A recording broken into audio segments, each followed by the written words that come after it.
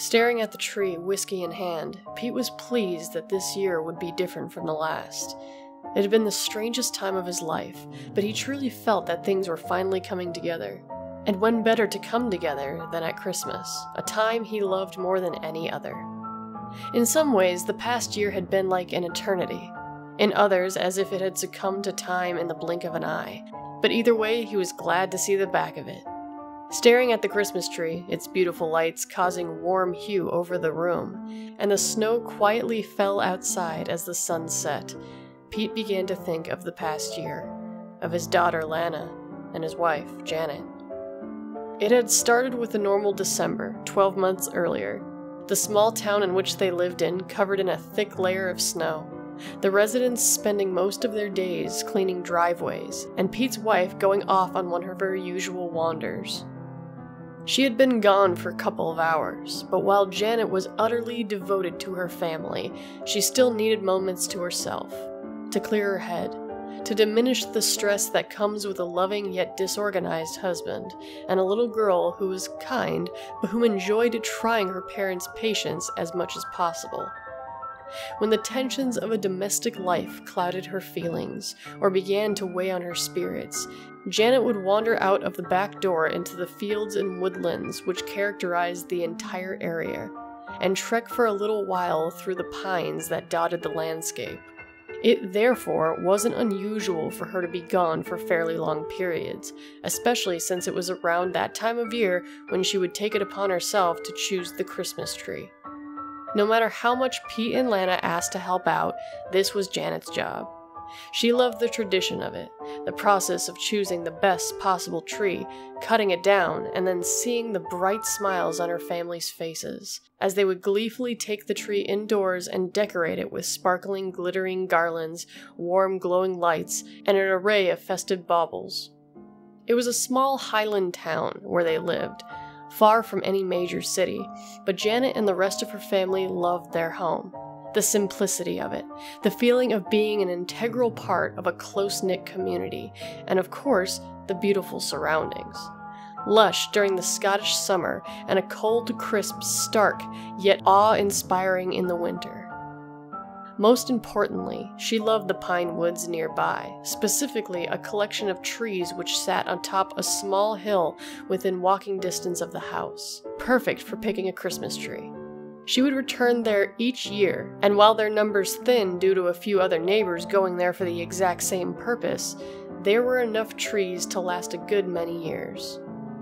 When she had been gone for 3 hours, Pete had begun to grow nervous, as this was longer than usual, and since it was getting dark, he took it upon himself to venture outside, telling Lana to lock the doors after him and that he would not be gone long. Lana laughed when he told her he expected that Mummy was struggling through the snow with a huge tree, bigger than any other they had had. Pete loved to see the excitement in his daughter's face at that time of year, and he told her to watch from the bedroom window to see when they would be back. With this, she excitedly ran up the stairs straight to her window before he called her back down to lock the door. Gazing at the beautiful tree, he could remember that night like it was yesterday. The snow was crisp on the ground and crunched under his feet as it began to freeze. Small flakes fell from the sky occasionally, but Janet's footprints remained uncovered. Even without them, Pete knew where they were headed. The hill where Janet returned each year was only a 40-minute hike away. She would pick a pine tree from there. In fact, sometimes she picked two, one around 6 foot, the other a young tree about half the size, if they could find a suitable one. It was difficult at times to find smaller trees, as they seemed to be rare in the area. Everyone in town seemed to like the idea of having a small tree in their child's bedroom, so people would climb up there with an axe and take what they wanted, so there weren't many at hand. Lana at one time had thought it was sad to cut down and kill the trees just for people to look at, but Pete explained to her about tradition and that he was sure more would grow back. With time, she forgot this protest and looked forward to the years when she could have one. If a smaller tree couldn't be found, they had a lovely synthetic one in which they sat at her window. Secretly, she loved it just as much, but as her father had said, tradition is tradition. The larger tree would be placed in the living room and adorned with an assortment of baubles, glittering decoration, and lights. The other, in Lana's room, would be sprayed with a can of fake snow and covered in hanging candy sticks and chocolates. Although she was always told she could only have one a day before bed as a treat, of course, occasionally she would break the rule and just hope no one else would notice. Janet could always tell, but she would let it go. Christmas time was the best time of year after all, and it was so brief. As Pete approached the hill, he knew something was wrong. He felt it in his bones. As he climbed, the snow began to fall in greater volume and the sky dimmed. Standing at the humble summit, a stillness spread, silence interrupted momentarily by the almost audible patter of snowflakes floating gently to the ground. He followed the footsteps now with purpose, knowing that if the snowfall increased, that it would be nearly impossible to find Janet. Twilight fell, covering everything in a dark blue wisp of color. As the frost began to nip at his now rosy cheeks, the footprints bobbed and weaved their way through the huge pines, finally stopping next to the wonderfully thick and vibrant tree. One which was perfectly suited for their purposes. A perfect size, almost 7 feet tall, a deep, life-filled green, and a thick abundance of branches and pines which made it almost impossible to visually penetrate its color with such a light. But yet, Janet was nowhere to be seen, and as far as Pete could tell, there were no other tracks in the snow leading away in any direction. She had most certainly been here, but where had she gone? This was both puzzling and worrying. It seemed impossible, but there they were, Janet's last 2 footprints engraved in the ground, but the snow all around virgin, undisturbed, and lacking in any signs of life. It was as if she had just vanished into the night. Looking at the base of the tree, Pete ran his fingers over a deep gash in its trunk. There was no doubt about it. Janet had taken a few swipes at it with her axe. Then, for some unknown reason, she had left, or perhaps moved on to a tree she felt was more suitable. Surely not, though. This tree was perfect. That must have been it, though. She must have moved on. Perhaps it was a random, freakish flurry of snow which covered her tracks. Yeah, that must have been it. But Pete knew this was wishful thinking. He had lived there for years, and in all the time he had never seen such a thing. Then, he saw it. Several meters away, laying in the snow, was Janet's axe. He rushed over to the object, falling once as the snow deepened. Raising to his feet, it was now unmistakable. Yes, it was partially covered in snow, but it was Janet's axe, all right. It laid there much like the footprints, isolated but with the absence of any human imprints. It was as if the tool had been dropped from a great height, but Pete didn't care to speculate. A sense of growing worry permeated his mind as the thought of Janet laying somewhere injured increased his anxiety. Shouting his wife's name repeatedly drew no response as darkness now crept even closer. If she was hurt, he would have to raise the alarm to get the town out looking for her, along with the mountain rescue. She wouldn't survive long in the snow in the biting cold. At this thought, the panic grew. Worry, fear, hurt that could only be felt through love. With torch in hand, he continued in the direction the axe had taken him. As he entered a thick den of pine trees, he noticed the broken branches littered the ground as if someone had rushed past, tearing them apart and breaking them off on impact. Maybe Janet ran through here? The scale of damage, however, looked too great to have been dealt by one person alone. Had he been in any other country, he would have assumed a bear was nearby. But they had been hunted to extinction in Scotland long ago, along with the wolves and any other predators. For a moment, his torch reflected off of something scuttling under a brush, but it looked more like an insect than anything else, and again far too small to cause such devastation. Pete fixed his scarf, trying to cover his face as the frost bit deeper, but just as he did so, something caught his eye. Something on the ground. Shining his torch on what he thought was a dead animal was the crumpled body of Janet, lying still on the ground. A heart attack, they said. A heart attack. But Pete had seen her face. He had looked upon those eyes, once so filled with kindness, transfixed in a frozen stare. cold, glassy, black with fear. Her hands were clenched in front of her, and the pathologist told him that it was perfectly normal for one suffering such a massive heart attack in such low temperatures. As was the contorted look on her face. Although at the mention of this, Pete saw a flicker in the pathologist's eyes, which gave away that he was as puzzled by the look as anyone. A look Pete would never forget. Darling Janet, love of his life, mother of his children, dying alone in the cold, with lips pulled back over her teeth in agony, frozen in an inhuman sneer. The whole ordeal had devastated him, and if it hadn't been for his daughter Lana, for the necessity of her needs to be met before his own, Pete would have found it nearly impossible to have gotten through it. The last 12 months had been cluttered with the reminders of an aching loss. As with any bereavement, the first time of doing something once shared without a person made the pain more acute. The first Christmas, the first day at work, the first walk to school, the first family get-together, every person's face etched with concern accompanied by the usual, well-meaning but empty traditions of, "How are you holding up? It must have been difficult, and if there's anything I can do." Helping his daughter through the loss of her mother was all he had to make sure that he could face another day. But that stopped now. They had been through the horror, through the denial, through the silent meals, through the lonely cries of despair at night, through the birthdays empty and somber. They had been through it all. All these firsts were over. It had been over 12 months since Janet's death, and Pete felt almost exhilarated by this. He still missed her every day. The pain could never truly leave him, but the feeling of accomplishment, of strength, of something he thought had deserted him, that he had endured, filled him with the first time of thoughts of the future, thoughts that life does indeed go on, even when our dearest have gone before us. And what of his beautiful daughter? Dear, kind Lana.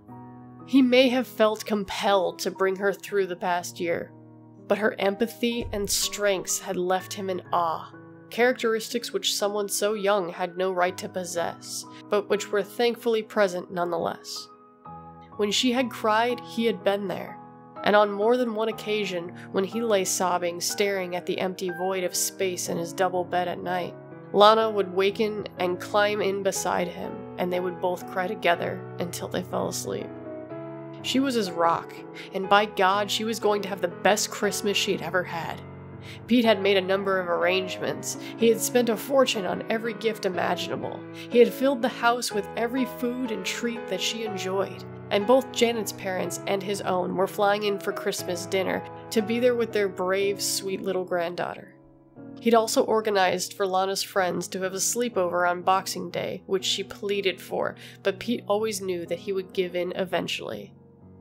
She never asked for much, but this year, this Christmas, she would have more than she could imagine. The house was perfect, but there was one thing left to do. One thing Pete had dreamt of since the night he found Janet's body. She had chosen that tree. It was going to be sitting in their living room adorned with a manner of decorations. That was its purpose, its very reason for being. Janet never finished cutting the damn thing down. It was in many ways her dying act, and Pete was going to make sure it was fulfilled. On the anniversary of her death, he wandered through the snow, winding his way through the pines until he stood at the foot of the ominous little hill. The sun shone brightly, and it wasn't as cold as it had been the night Janet died, but each footstep was accompanied by a sickness in the pit of Pete's stomach. Each stride a morbid reminder of the previous year, and that terrible heartbreak in the snow.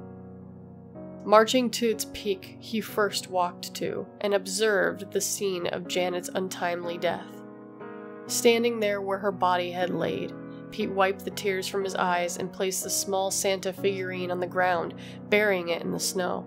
It had always been hung from the branches of each yearly tree, and was her favorite decoration. It seemed only right that it be with her. After another few minutes of trudging, there it was. It was still standing. The damn tree. As if ravenous for revenge, Pete pulled Janet's axe from his backpack and charged at the pine. Battered and chopped at the cut which Janet had made the previous year, making it deeper with every slice, with every pound of pressure he could muster. The tree groaned and creaked as if in pain, but Pete didn't care. This tree was the final reminder of Janet's death. Whatever had happened that night, it happened because of that tree. As crazy as it seemed, it all makes sense for the moment. And then clarity was clouded by mundane reality. She had simply died of natural causes. With the roar of cracked wood breaking under its own weight, the tree swooned and collapsed to the ground in defeat. Tying a rope around its trunk and then using a string to fold its branches inward, Pete dragged that memory, that cold-hearted pillar of nature's brutality, through the snow, over the grass and gravel, and finally to his back door. He was victorious. With little thought for carpet or furniture, he dragged it up the stairs into the house and placed it in front of the window in the living room, wedging it upright with an old wooden stump they had used as a stand every year. Breathless and covered in sweat, he stood back and looked at the tree standing tall over all it surveyed. "You picked a good one, love. You picked a good one." He held back the tears and waited for Lana to return home from her friends. Pete put an old Christmas film on the TV as they both decorated the tree, singing, laughing, and being a family. There were moments, fleeting glances that they caught of one another's stare. A glance which showed pain buried deep down inside. One which said, "I miss her too." But it was Christmas, and the moments of grief passed, buffered by longer, caring periods of happiness. Contentment caressed smiles from ear to ear, and festive spirits once more filled the home, which had far too long been host to loss and anguish.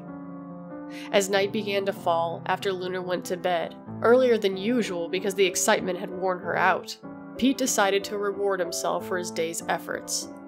The lights were dimmed, and after pouring himself a large whiskey, he sat on the living room couch and stared at the tree, draped in tinsel garlands and adorned with bright white Christmas lights.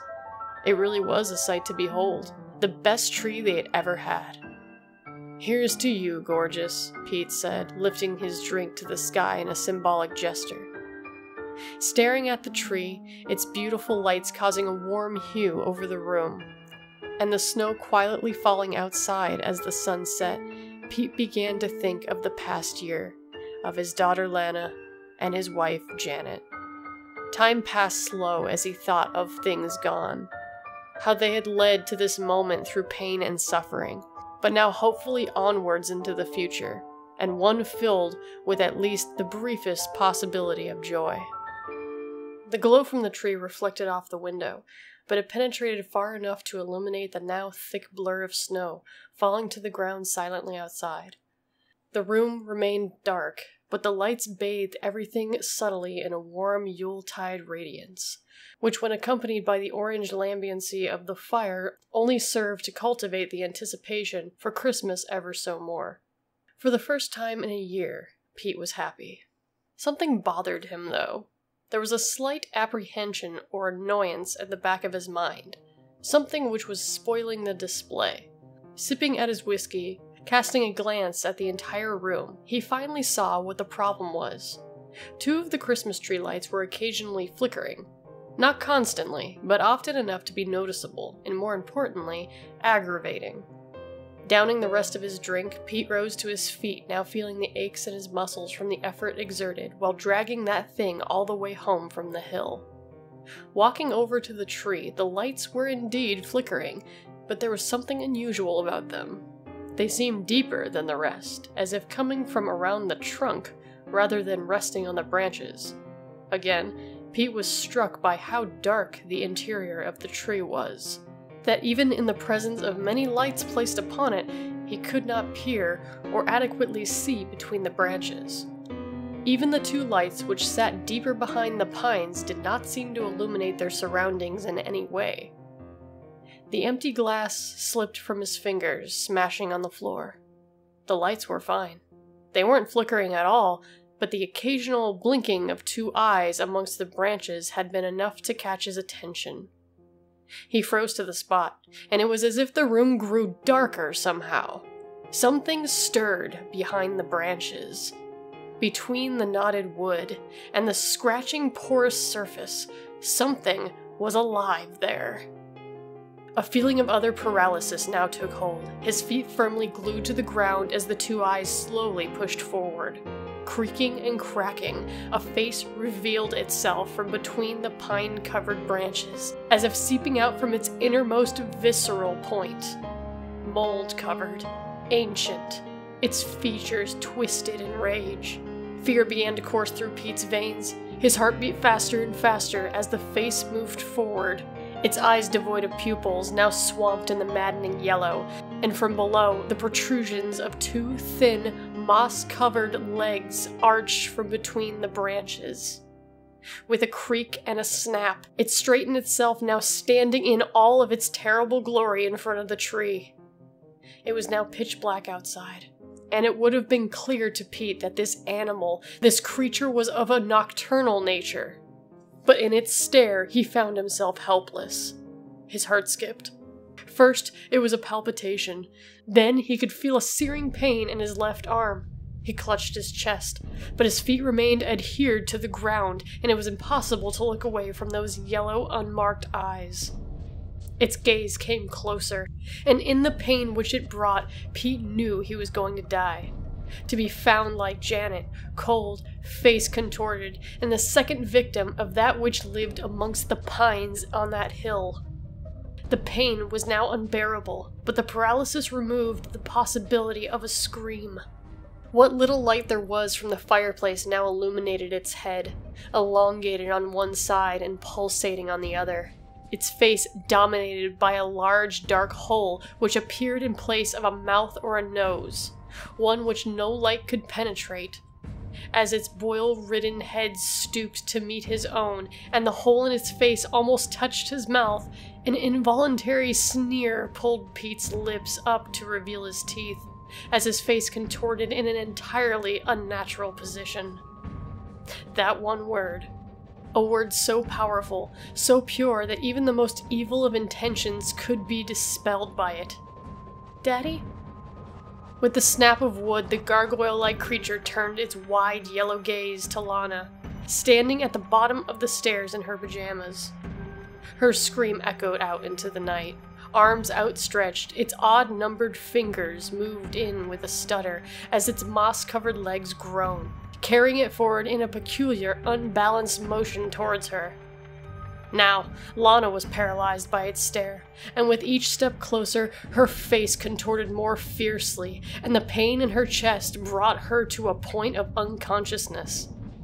As intense as the ancient gaze was, it was focused. So focused that it didn't notice Pete crawling his way across the floor towards the kitchen. The creature's unsure movements made it appear more like a puppet than a thing of autonomous purpose. And as it reached Lana, it cupped her face in its uneven hands and stared wide-eyed and pupilless into her face. Tears streamed down her cheeks. The sound of feet running filled the air, and as it twisted to investigate, a large crack was heard as Pete ran up onto the couch, jumping high into the air, bringing Janet's axe deep down into its spine. No blood ran or gushed, but a plague of unfamiliar insect-like critters poured out from the wound. Instead of a howl of pain, the creature emitted a crescendo of strange squeals and clicks before throwing Pete to the ground and smashing through the back door. Lana's father gave chase, but it was impossible, as the wooden creation moved at an unimaginable pace, gliding on the ground with each stride, leaving no footprints in the snow. After a visit to the nearest hospital, both Lana and her father were given a clean bill of health, but they never returned to that house, filled with memories of good times, the happy times, of a mother, a wife, a kind soul, of birthdays, of weddings, and of course, of Christmas time. Pete didn't know what the creature was, whether it was alive or dead or something else entirely inconceivable to human mind. But he made a solemn promise to himself from that moment on. Never again would he cut down a tree, decorated, and take enjoyment in its appearance as it died. Because no matter how pretty they are, no matter how much warmth they can give, no matter how much they might make people think of Christmas, you just don't know what might be living inside.